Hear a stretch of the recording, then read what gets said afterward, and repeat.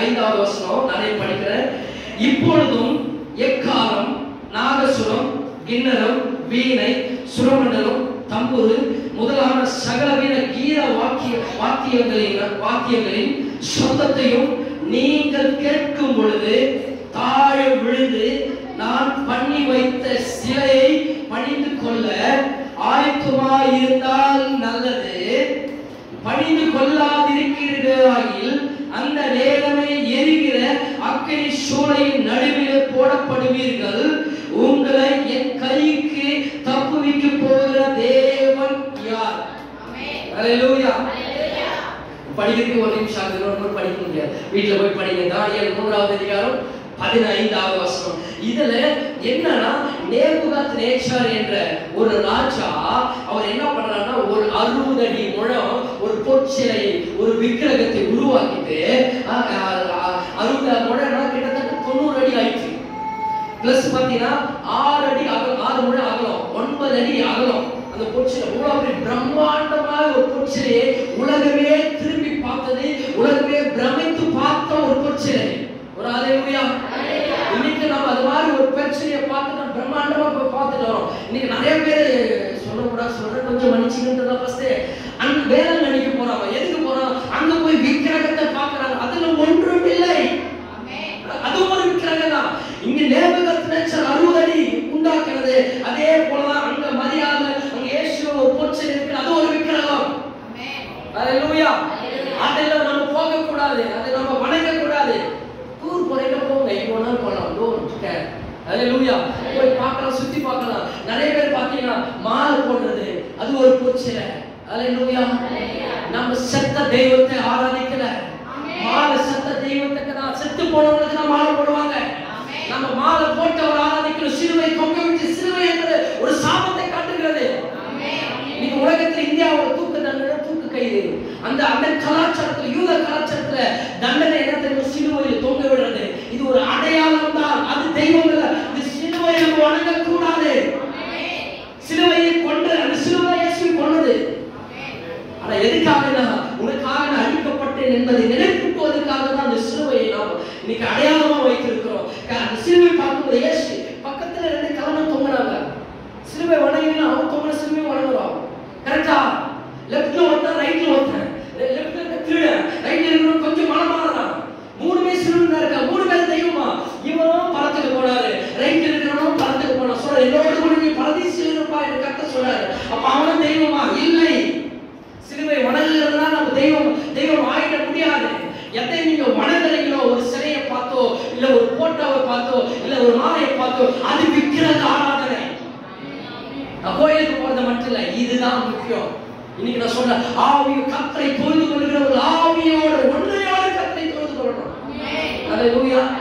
கொஞ்சம் இன்னும் ஆண்டவர் பேச சொன்னார், இன்னைக்கு கொஞ்சம் அட்ஜஸ்ட் பண்ணிக்கங்க. அல்லேலூயா.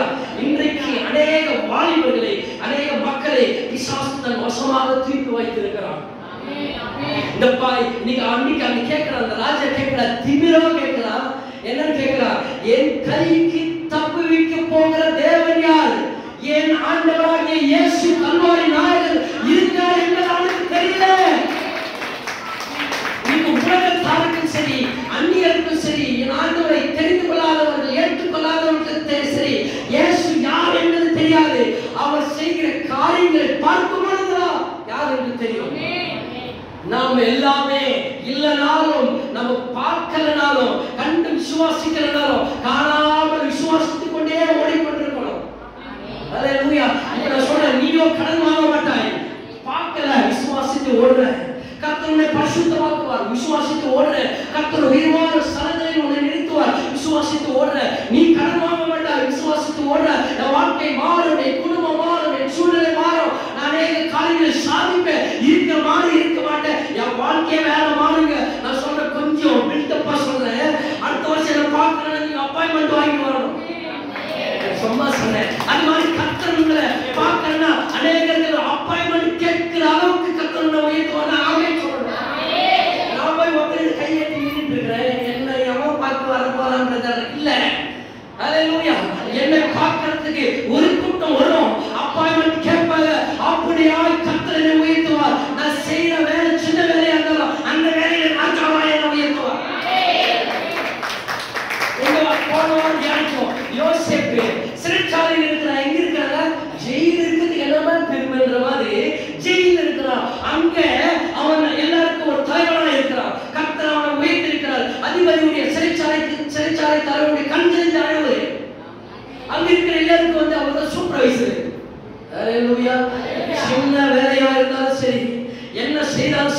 அதை பார்க்காதீங்க.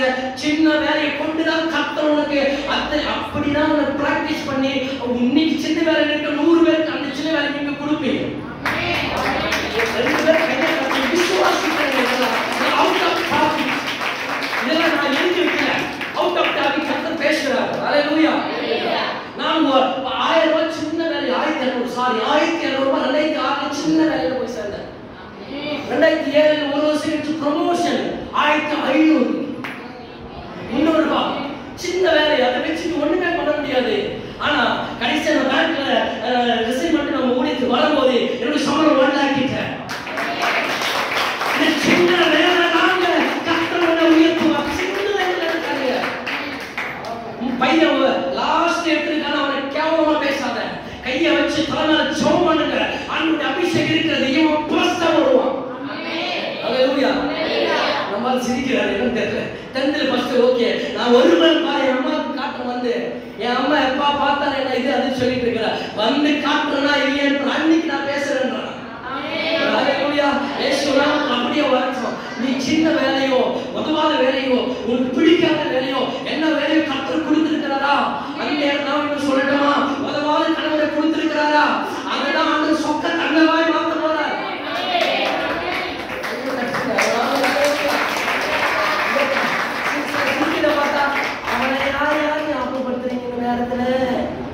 அப்படின்ற மாதிரி இருக்கு. ஒரு ஹalleluya. இல்லைங்க மாறுங்க. மாறும் பின்னாடி சுத்துறவங்களுக்கு கர்த்தர் மாத்துவார். நல்லருக்கு உங்க ஊர்ல உங்க நீங்க கேள்விப்படாத அளவுக்கு கர்த்தர் உங்க கணவனை மாத்துவார். ஹalleluya. ஆமென். இன்ஷாஅல்லாஹ். அப்போ சின்னதை குறித்து நீங்க யாரமா நினைக்காதீங்க. ஏன்னா சின்ன பையனால 5 அப்ப 2 மீன் கர்த்தர் கையில இயேசு கையில கொடுத்தார்.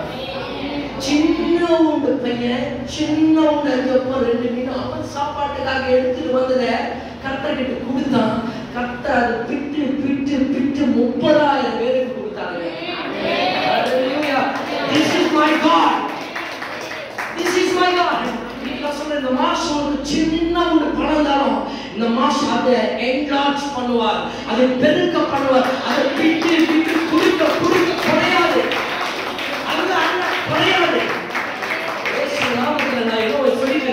அரிசி நீ தோண்ட அரிசி வந்துட்டே இருக்கும். சில வருஷத்துக்கு முன்னாடி என் பணம் அக்கௌண்ட் எடுக்க பணம் ஏறிட்டே இருக்குங்க. எப்போ குறையுன்றதாலும் பார்ப்போம். என்ன வாங்கலான்னு தலை சுத்தாப்போம். பணம் இருக்குது என்ன வாங்கலான்னு. அப்ப இப்ப இருந்துச்சுன்னா இன்னைக்கு நான் பரலோகமா மாத்திருக்கேன் சபையை. ஹalleluya. லட்சக்கணக்கில் அக்கௌண்ட் பணம் இருக்கு. 20 லட்சம் அக்கௌண்ட் இருக்குது. எப்ப ஏறணும் பார்க்கறேன். எது எடுத்தாலும் திருப்பி நம்ம கையில வந்துடும். என்னடா இது? ஹalleluya.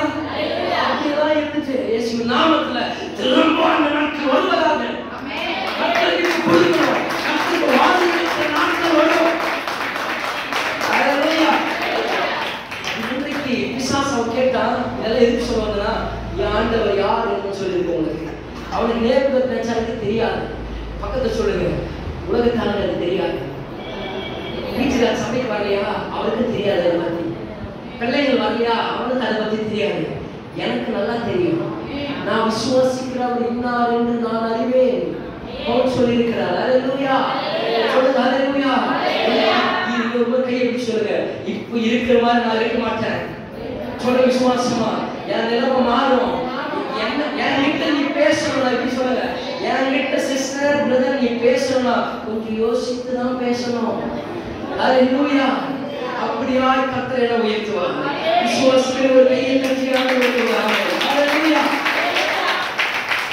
இப்போ இந்த நேரத்துல கேட்கிறான் இந்த அக்கினி ஜுவாலைனா ஒரு நெருப்பு சூளையை கொடுத்திருக்கிறாங்க. பயங்கரமா அக்கினி ஜுவாலை நெருப்பு எரியுது. யாராவது சிலையை வணங்காம நீங்க இந்த தெய்வத்தை வணங்கினீங்கன்னா அக்கினி நெருப்பு தூக்கி போட்டுருவோம். அக்கினி சூளை தூக்கி போட்டுட்டா எரிந்து சாம்பலாயிடும். யாருமே உங்களை காப்பாற்ற முடியாது என்று ஒரு சட்டத்தை அந்த ராஜா நிறைவேற்றி இருக்கிறார். ஒரு ஹalleluya. அப்பொழுதுதான் இவர் சொல்றாரு என் கைக்கு தப்பிக்க போகிற தேவன் யார்? இன்னைக்கு நான் சொல்றேன் ஏ சாத்தானே என் ஆண்டவராகிய இயேசு இருக்கிறார். அவர் இருக்கும்போது நீ எல்லாம் எம்மன் அழைக்கக்கூடாது. ஹalleluya. இந்த ஆண்டவர் எல்லா கைக்கு தப்பிப்பாருங்க. சாபங்கள் பாவங்கள் வியாதிகள்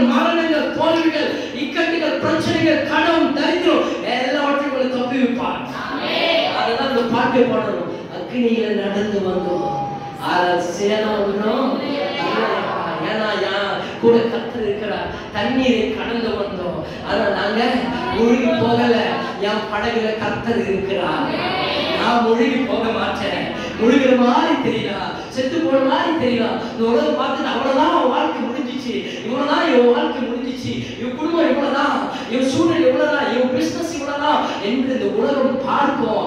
ஆனா கர்த்தர் உன் படகுல இருக்கிற வரைக்கும் உன்னுடைய படகை யாராலும் முழுகடிக்க முடியாது. இப்படிதான் தேவன் உங்களுக்குள் இருந்தானா வாழ்க்கை வேற விதமா இருக்கும். அல்லேலூயா, அல்லேலூயா. சந்தோஷமா இருக்கீங்க? என்ன ஒரு இன்னும் கஷ்டத்துக்குள்ள என்னால வர முடியல. ஏதோ உள்ள இருந்து என்ன குத்தி குத்தி ஏதோ ஒண்ணு பண்ணுது. ஒரு ஆமென், அல்லேலூயா. என் ஆண்டவர் நிச்சயமாகவே உங்கள் கண்ணீர் இதெல்லாம் நான் உங்களுக்கு உங்களை என்கரேஜ் பண்ற மாதிரி சந்தோஷப்படுத்துற மாதிரி சொல்லியிருக்கிறான். ஆனா ஆவியில சொல்றேன், எல்லாம் சீக்கிரத்துல நீங்க பாப்பீங்க. கண்களால் பார்ப்போம், இந்த மாம்ச கண்களால் பார்ப்போம்.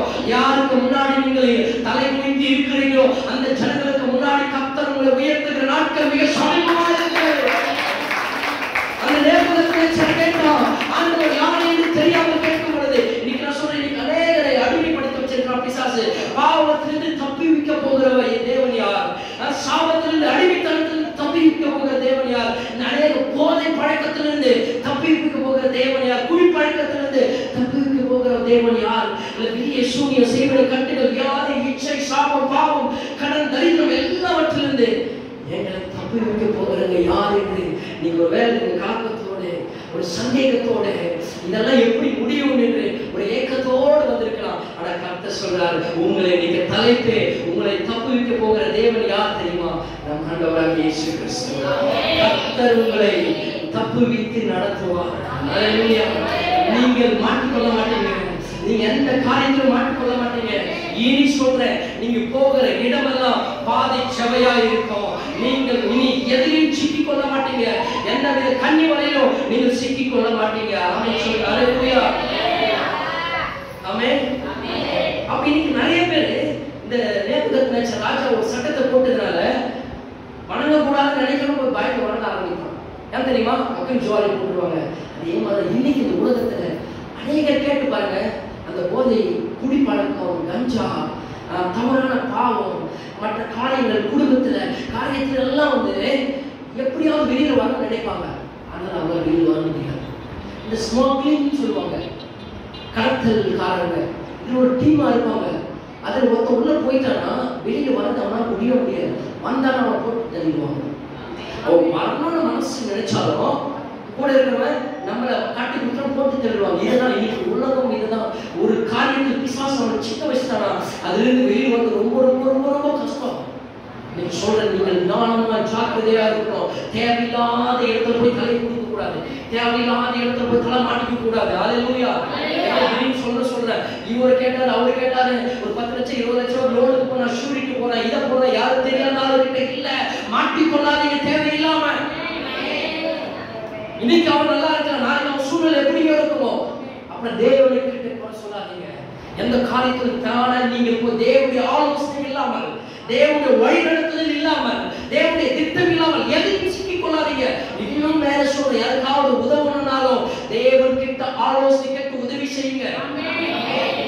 உதவிட்டு போய் அந்த பாவத்தில் நீ மாட்டிக்காத. அல்லேலூயா.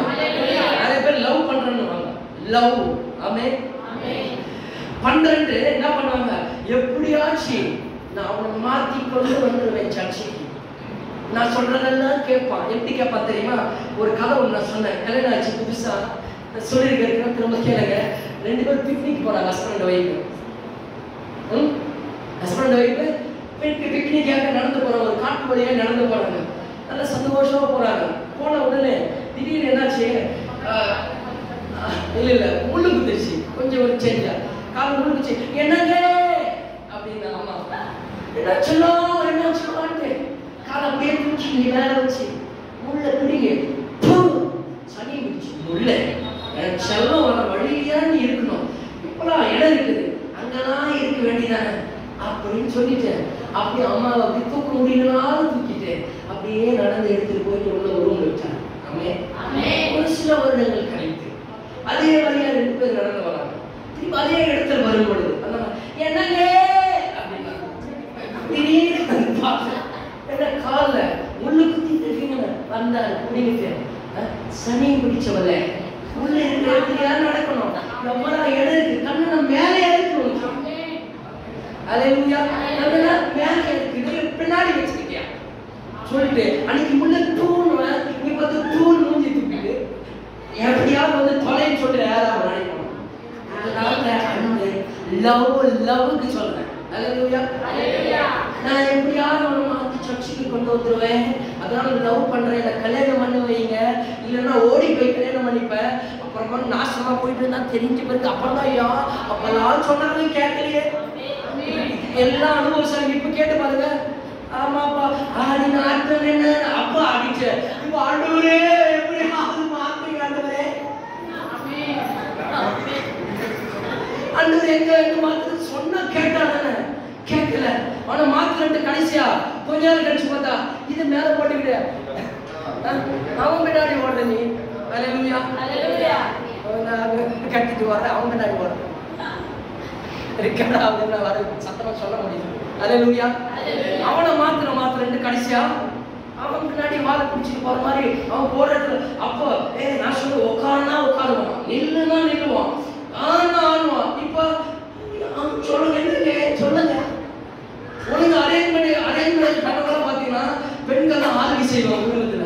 இந்த லவ் பண்றவங்க பார்த்தா அவனை பார்த்து ஏன்னா மாமியார் தொல்லை இருக்கும், மாமனார் தொல்லை இருக்கும், பயம் இருக்கும், பயந்து. அல்லேலூயா.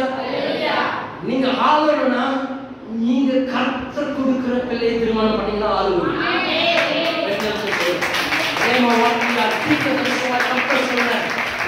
குடும்பம் நல்லா இருக்கணும். அவங்க ஒன்றுக்குமே லாக்கில்லைங்க, ஆனா கடவுளுக்கு ஒழுங்கா இருக்கிறாங்க. அல்லேலூயா. கடவுளுடைய பிள்ளைங்க அவன் பின்னாடி போங்க, அவன் உன்னை ராஜ்யாத்தியாய் ராணியாய் உயர்த்தி வாழ வைப்பான். அல்லேலூயா. சொல்லுங்க அல்லேலூயா. பணத்தையோ அழகையோ செல்வத்தையோ குணத்தையோ ஜாதியோ மதத்தையோ அதை பார்த்து அவன் பின்னாடி ஓடாத. கர்த்தர் அவனுக்குள்ள இருக்கிறாரா? அதே வேஷம் போறானா, கல்யாணத்துக்காக ஞானஸ்தானம் எடுக்க வரானான்னு உசாரமா பார்க்கணும். கல்யாணத்துக்காக ஞானஸ்தானம் எடுக்க ஒருத்தமும் இருக்குல்ல. நானும் நிறைய பார்த்துக்கிறேன். நானும் ஒரு பாவத்தை அதை செஞ்சு தொலைஞ்சிட்டேன்.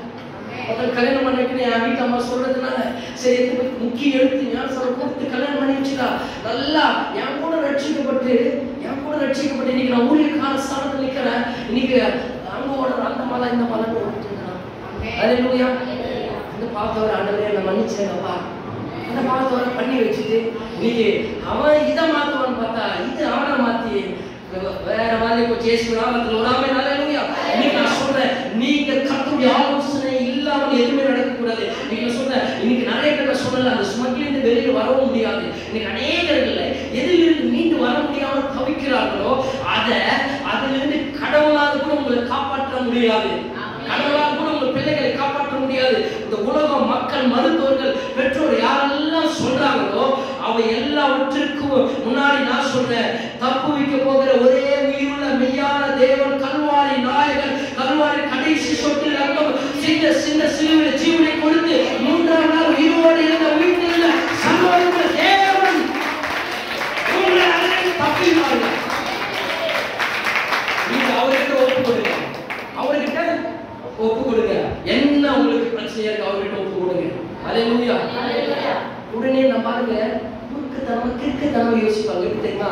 அதிபுத்திசாலிகள் ஆண்டவர்கிட்ட எடுத்து கொடுத்துட்டு அவர் தப்பிப்பார்ல. இப்ப நான் கல்யாணம் பண்ணிக்கிறாங்க, அப்புறம் ஆண்டவர்கிட்ட எடுத்து கொடுக்குறேன், தொலைஞ்சு போயிடும். அல்லேலூயா. இப்ப மாட்டிக்கிட்டதுக்கு ஆண்டவர் தப்பிப்பாரு. நீ தெரிஞ்சு போய் மாட்டிக்கிட்டு கசாப்பு கடைக்காரன் ஆடு சிக்கன் மாதிரி சிக்கன் தான் சிக்கன் தான் போறோம். ஆமென். அல்லேலூயா. ஆமென்.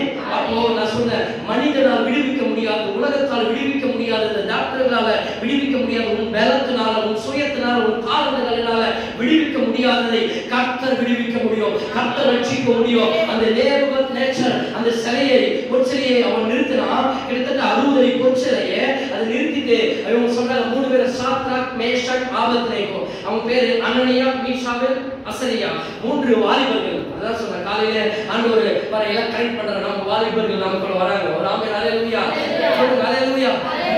3 வாலிபர்கள் அவர்கள் என்ன பண்றாங்கன்னா ஆண்டவருடைய அந்த ஜன்னல் திறந்துட்டு நம்ம ஜன்னலை மூடிட்டு ஜெபம் பண்ணுவோம். அந்த பட்சத்துல ஜன்னலை திறந்துட்டு 3 பேர் ஜெபம் பண்ணிட்டு இருக்காங்க.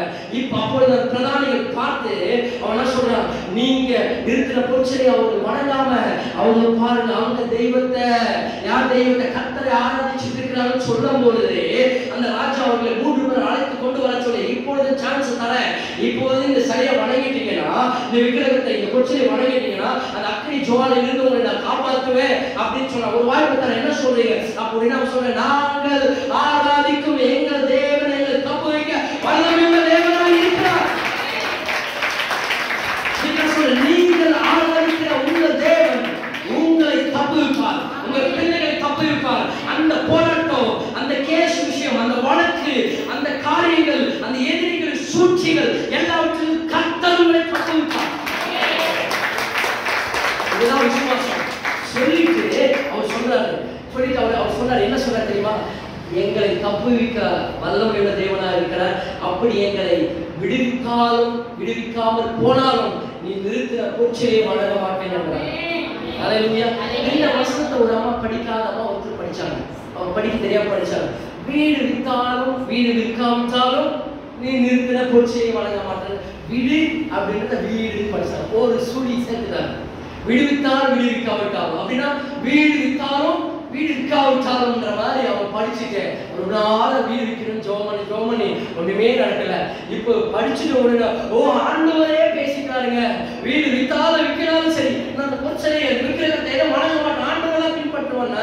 கூடிய சீக்கிரத்துல 7 நாள் அந்த வீடு வித்துருச்சுங்க. வசனம் அப்படி இல்ல, ஆனா விசுவாசத்தை எடுத்து அவங்களுக்கு உள்ள போட்டுக்கிட்டாங்க. கர்த்தரை அவங்களோட பேசினாங்க.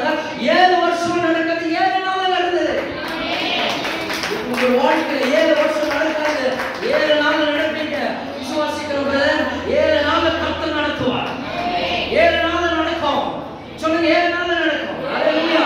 அப்போ சொல்லிட்டு இவங்க என்ன பண்றாங்க, சொன்ன உடனே இப்ப என்ன பண்றாங்க, ராஜா கோபம் வந்துருச்சு. ராஜானா இப்ப நம்ம இருக்கிற அமைச்சர்கள், முதலமைச்சர், பிரதம மந்திரி, அது மாதிரி பிஎம், அந்த மாதிரி அவர் சொல்றாரு உடனே அக்னி ஜுவாலை 7 மடங்கு அதிகமாக்குறாங்க. ஆல்ரெடி வானத்துக்கு பாதி எரிஞ்சிட்டு இருக்குது, 7 மடங்கு அதிகமாட்டோம்னா பயங்கர ஆக்ரோஷமா அக்னி ஜுவாலை எரியுது.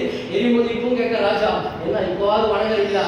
இல்ல, நான் செத்தாலும் சாவேன் தவிர அந்த விக்கிரகத்தை எத்தனை பேர் சொல்லுவீங்க, செத்தாலும் சாவேன் தவிர ஆண்டவரை விட்டு நான் பின்மாற்றத்துக்கு போக மாட்டேன், ஆண்டவரை விட்டு ஒருபோதும் தூரம் போக மாட்டேன், ஆண்டவரே நான் எனக்கு ஜீவன் உயிருள்ள நாளெல்லாம் கர்த்தரை நான் சேவிப்பேன். ஹalleluya. இந்த ஜனங்களை தான் கர்த்தர் தேடி கொண்டிருக்கிறார்.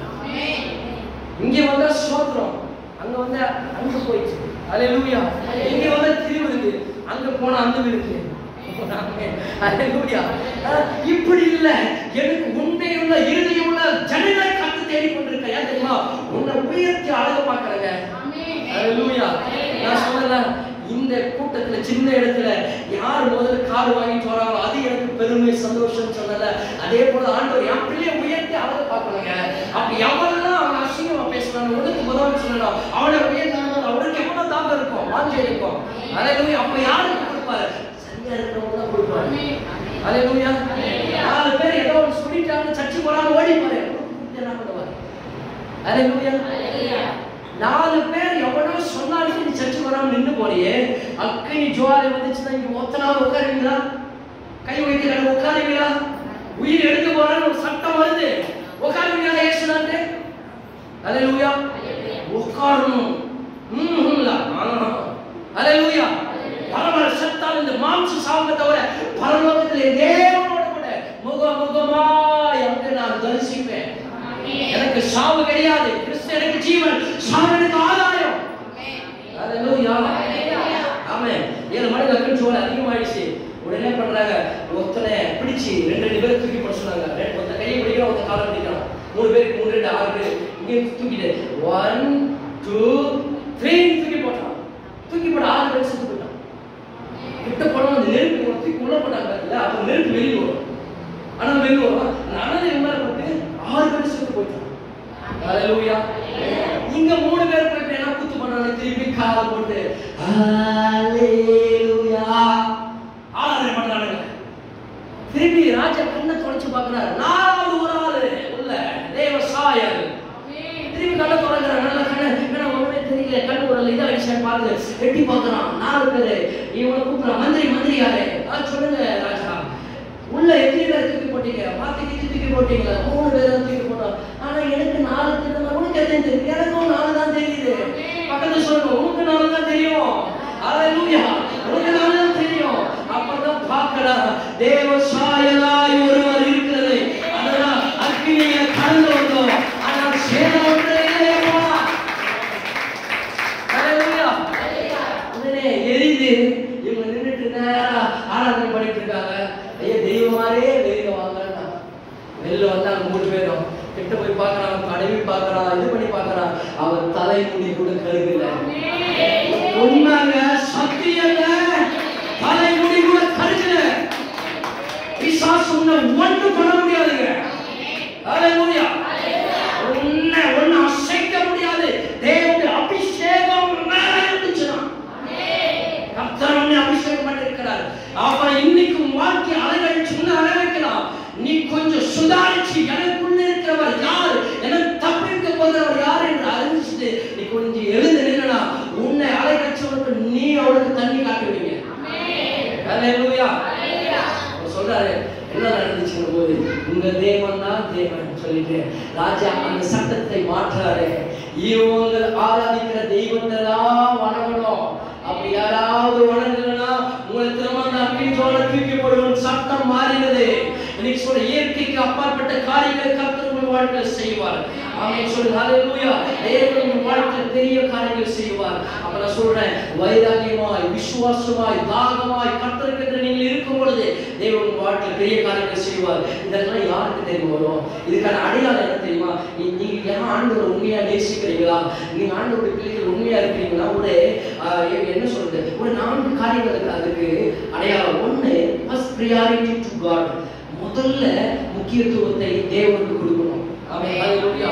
அப்படியே எப்படி number 1 first hour should be given to God. முதல் மணி நேரத்தை தேவனுக்கு கொடுக்கிறவங்க உண்மையா கர்த்தரை நேசிக்கிறீங்களா? ஒரு நாள் இருந்துன்னா முதல்ல அவரை கர்த்தர் கொடுக்கணும். புரியுதா? நம்பர் 2 கிடையாது. first day should be given to God.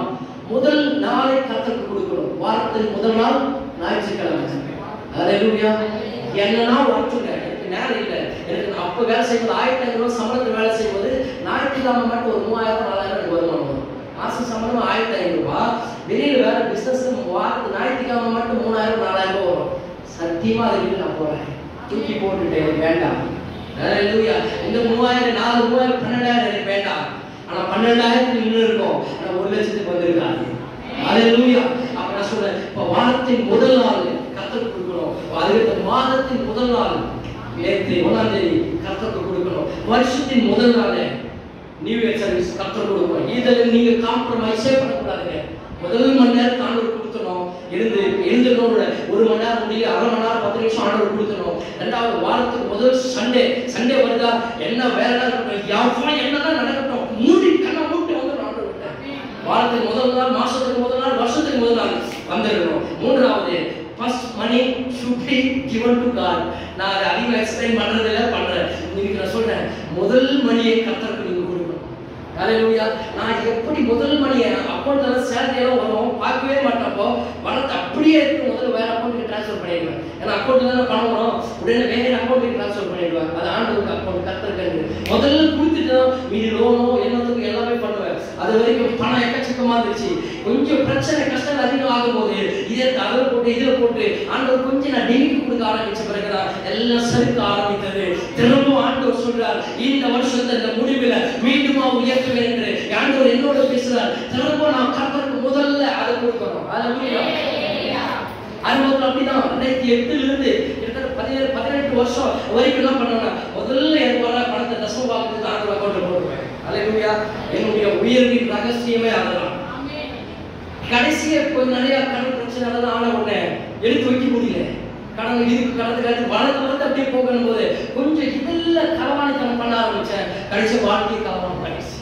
ஒரு ஆமென். ஹல்லேலூயா. இன்னைக்கு நான் சொல்றேன், முதல் வர பணத்தை நீங்க கர்த்தருக்கு எடுத்து வைக்கணும். முதல்ல வைக்கணும். அதான் சொல்றேன், சும்மா மீந்தது இல்லை.